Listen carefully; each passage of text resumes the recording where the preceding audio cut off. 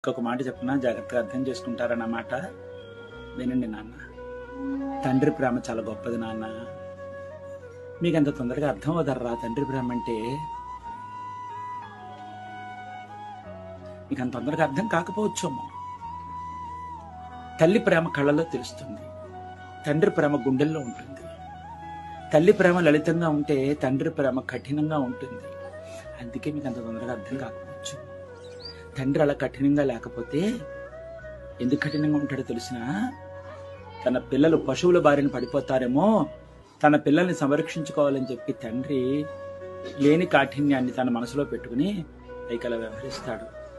పిల్లలు ఏమనుకుంటారు, మా నాన్న చాలా కోపం అని అనుకుంటారు. అది కోపం కాదర్రా, మీ మీద ఉండేటటువంటి పాశం వర్రా.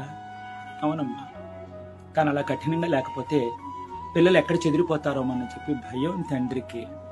ఎప్పుడు కాపలాదారే. మీరు కనిపించ